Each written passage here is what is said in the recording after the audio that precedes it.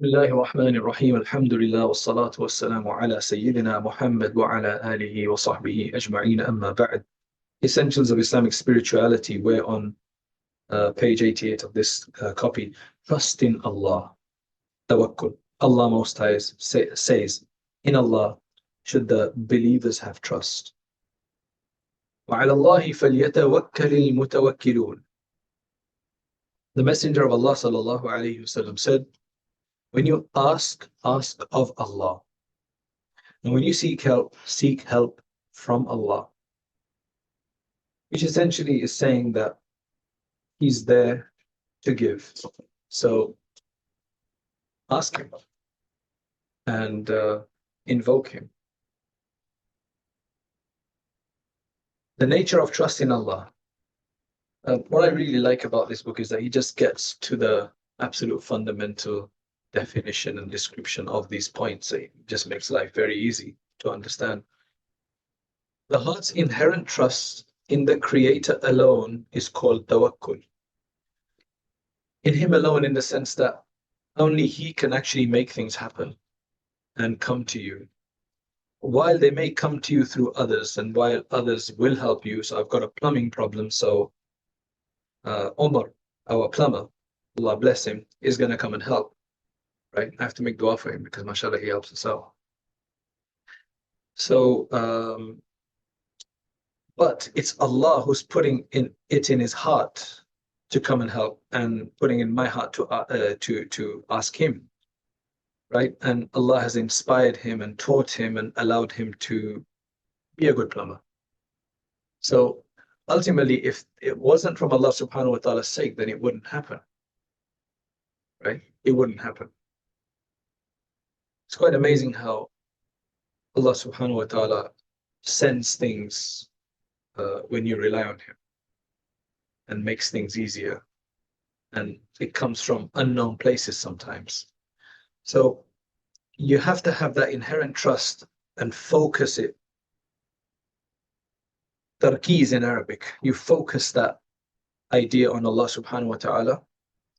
That the meaning of tawakkul is expressed by the term tawkil. So obviously the word tawakkul comes from the general term tawkil. Tawkil means to consign, appoint.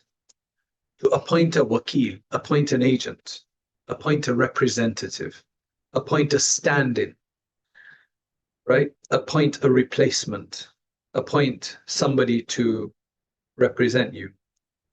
A wakil, a trustee. You've entrusted them with your job. Ultimately, that's what tawkil means. So tawakkul means, and it's got the concept of tawakkul, which means that you have to force yourself to do this, even if you don't, meaning if you don't have the knowledge or the inherent feeling to do this, you better do this, because ultimately it is all from Allah subhanahu wa ta'ala. So tawakkul comes from tafa'ul. So you better force yourself even to do this if you can't do this naturally. The tawkil is to make somebody else a wakil. So you are doing tawkil of Allah. But we don't want to say it that way. You're doing tawakkul and ala Allah is more polite. Because when you appoint an agent, then it's like you're commanding them. You're instructing them. Right? So I think that's why we use the word tawakkul instead of tawkilullah. We do use the word tafweed for Allah though. So Yaqub alayhi salam said, فَوَّضْتُ أَمْرِي إِلَى اللَّهِ. What's the exact wording? He said, وَأُفَوِّضُ أَمْرِي إِلَى اللَّهِ. I consign the matter to Allah, which means I know I can't take it. I'm not instructing him. I'm leaving it to him. It's a very different meaning. It's very leaving it to him. So tawkil would mean you better do this, and if you don't, you're a bad wakil. But tawakkul, I'm relying on him to do best for me. When one lacks the understanding and ability for something, then usually another is appointed to undertake the task. Such appointment of an agent to act on one's behalf is the meaning of tawkil. Trust then is to act in accordance with Allah's plan, to adopt the principles and commands of the Sharia. The reason why you stand somebody in place of you is because you think you can do a better job, or you don't have time to do job. You will appoint a lawyer, a solicitor, a barrister, a spokesperson, because you think there's a better chance for them to do it, or you don't have the time. But usually when it's a case where you're helpless, it's not because you don't have the time, it's usually because you don't have the capability. So then after that, if you appoint a wakil and then you try to restrict them, it doesn't really work very well. Then he's an ajir. You try to restrict them, then they become an employee in the sense that they become a laborer. They're just basically working within your, they don't have as much discretion as such. So I think a wakil has more discretion than an ajir does. Not entirely. They still have boundaries because they have to represent you within a certain boundary. But with Allah subhanahu wa ta'ala, when you know that He's the greatest wakil, ni'mal wakil, ni'mal mawla wa ni'mal nasir, hasbunallahu wa ni'mal wakil, then there has to come a level of iman, trust, reliance, and knowledge that Allah subhanahu wa ta'ala has ability to complete everything in a better way than I ever can. So I think all of that is included there. Such appointment of an agent, yeah, we did that. Trust then is to act in accordance with Allah's plan because we've left it to Him. To adopt the principles and commands of the Sharia, because that's where He says that وَعَلَى اللَّهِ فَلْيَتَوَكَّلِ الْمُتَوَكِّلُونَ and mu'minun. Mu'min should do that. And a mu'min means, and a person who does proper tawakkul has to fulfill his obligations to Allah subhanahu wa ta'ala and to resign oneself to Him. That is the main part of it, resign oneself to Him. In every act or task, the means required for the task must be employed though. Now he's clarifying the fact that you can't just sit back and say, I leave it to Allah subhanahu wa ta'ala to bring me food. I'm not even going to go to look for it. You have to have some kind of very special, as they say, naz ka ta'alluq. Right? Naz ka ta'alluq. I don't know how that exactly works with Allah because I don't have that. I don't know if anybody has that. Yes, subhanAllah. You know, but when you have a naz ka ta'alluq with somebody else, where they love you so much, so that you can actually demand certain things and expect to get them. How do you do that with Allah subhanahu wa ta'ala? Do you understand? So with Allah subhanahu wa ta'ala, you do it with humility and love and trepidation, and with a lot of with a lot of reliance. So in every act or task, the means required for a task must be employed within the confines of the Sharia, and one's trust must be placed in Allah Most High.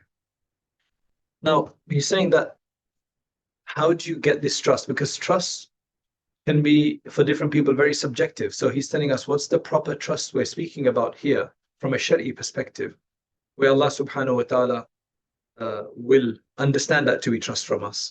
Because the Prophet ﷺ told us that لو أنكم تتوكلون على الله حق توكله لرزقكم كما يرزق الطير تغدو خماصا وتروح بطانا.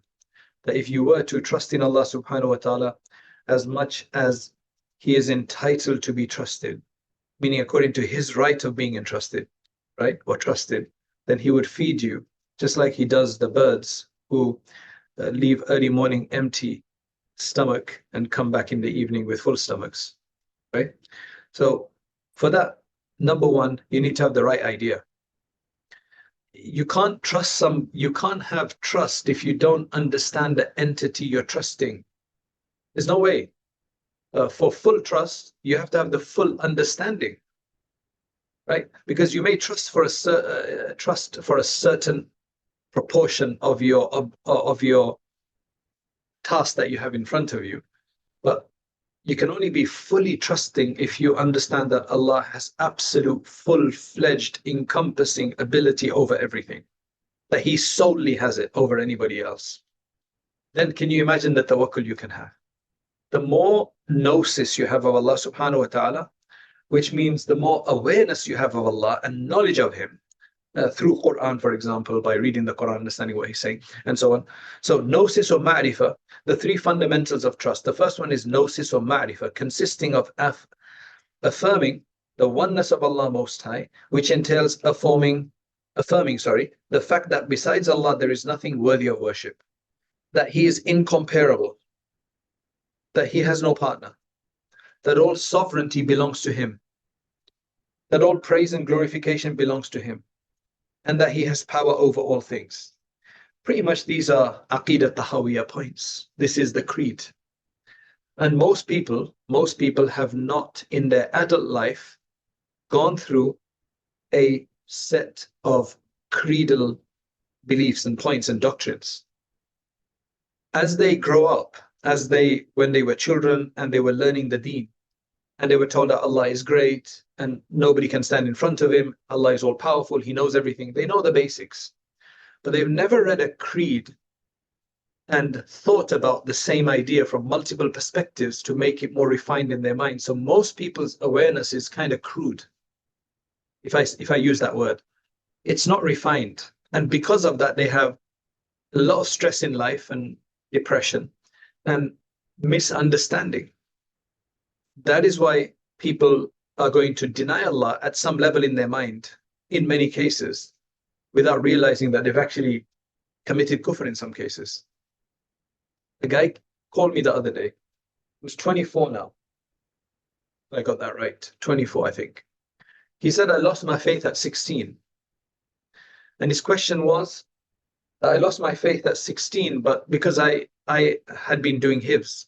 He didn't tell anybody he's lost the faith. He just lost the faith because he got beaten up and things like that. So I lost my faith. I said, I don't believe within me, but I never revealed that to anybody. Very difficult for me to talk to you now, but the problem is that during that time I was asked to lead prayer many times because I had the most Quran, and I would just lead it. And now that I've come back and I've become proper Muslim since about 6 months or something, what do I do now? I said, well, if he wasn't doing this in a masjid, it was more family and things. So I said, well, look, just try to tell him that, look, I didn't have wudu, I had misunderstanding of wudu, but my wudu wasn't proper, which is correct, because if your faith isn't there, your wudu isn't correct. So but yeah, there's a lot of people like that, and it's all misunderstanding. They're conflating what's happening in their life from their teachers or parents or whatever to be what Allah sanctions, and what's happening to them is not sanctioned by Allah. But then they're imputing all of their anger to Allah subhanahu wa ta'ala, and thus they lose faith. Happens in many, many cases. So that's why I think awareness is very, very important. So I think all adults, after they're teenagers or whatever, should go back and read the tenets of faith, just so that they can put it in perspective and get it right. And the ulama should actually go through at least that. They do that 2-minute madrasa after some prayers. Literally just go through 1 or 2 points and just clarify those points. Because I think Aqidah has to be refined. Aqidah has to be refined. Has to be refined. The conception of oneness acknowledges that Allah Most High possesses such great power, such perfect power and wisdom that makes him worthy of all praise and glory. Sincere and honest belief in this conception of oneness establishes true faith in the heart. Only then. See, it has to start from the conception, the idea of who Allah really is. Only then can you have proper belief. If you don't know who Allah is, you're ignorant of Allah subhanahu wa ta'ala, you don't have the awareness, then you can't have true belief. What are you believing in? You're believing in something incomplete in a sense, or not fully perfect, who is perfect, but your concept is imperfect. So very important point. Sincere and honest belief, right? The effect of faith establishing itself in the heart is trust.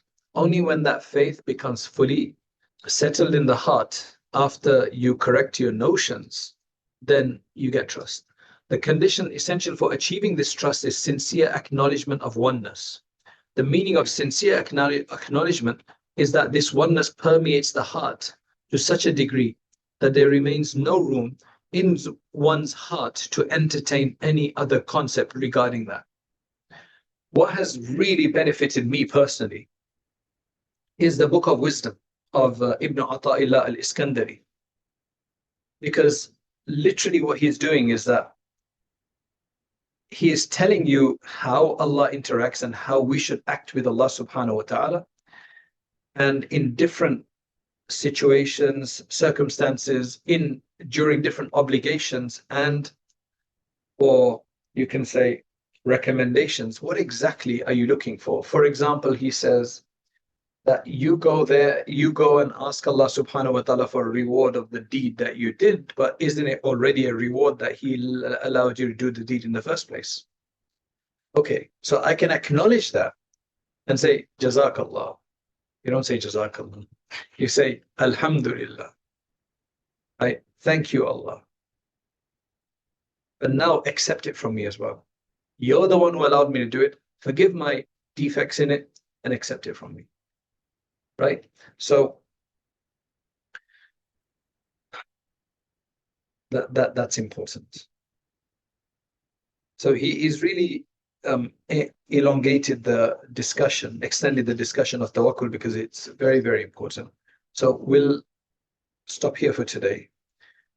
And yeah, I find the book of wisdoms very, very intuitive. Many of them are very easy to understand. I've got lectures that are coming out on the channel as we go through it. We've yet to complete it. But the book is easy to read in many of the aphorisms. Some of them are a bit more complex, but most of them are easy, called the Book of Wisdom. Okay, so let us stop here for today, and we'll carry on the next session, inshallah, the rest of this discussion. Assalamu alaikum wa rahmatullahi wa barakatuh, brothers and sisters. MashaAllah, it's very, very cold today, and I'm rubbing my hands. But very important message. Would you like a place in paradise, in Jannah, a place with bricks of gold and silver, mortar of fragrant musk, pebbles of pearls and sapphire, soils of saffron? You may have not heard me talk like this before, but mashallah, gardens outside the palaces will have streams flowing beneath them. The streams of Jannah will be crystal clear water. And then after that, you're going to have others with milk and of honey and rivers, mashallah. Brothers and sisters, the Prophet ﷺ said, whoever builds a masjid for Allah, Allah will build for him likewise in paradise, something similar in paradise. White Thread Institute, which you all know inshallah, desperately needs to develop this center of ours to accommodate people, students and worshippers of Allah subhanahu wa ta'ala. This area doesn't have a masjid, so we want to give service to all sections of the community once this is built, including the wider society. We need to raise 450,000 to achieve this. We just need 44,500 special people to donate just £100 each to reach our target. Brothers and sisters, the Prophet ﷺ said, I'm going to reiterate, whoever builds a masjid for Allah, Allah will build for him similar in paradise. What an amazing reward this is. Imagine, if you just donate £100 in this world, Allah will build for you a house in paradise. Not just any house. A paradise house is not any house. Whatever your heart desires will be in this place. Not only this, brothers and sisters, but this project is also sadaqah jari, which means a continuous charity. If you donate, then anytime somebody prays here, worships here, learns anything from here and prays elsewhere, you get the same reward, inshallah. Every person who learns the Quran, reads, you will get the same reward, inshallah. What an amazing reward, subhanallah, that is waiting for you. All for just £100. Brothers and sisters, build your home in paradise. Donate towards this masjid. On the button below, hit the link. And one more thing, please. Share this video. And anybody else that donates, because of your sharing this video, inshallah, you will be rewarded as well. Assalamu alaikum wa rahmatullah. Allah reward you. Jazakumullah khairan.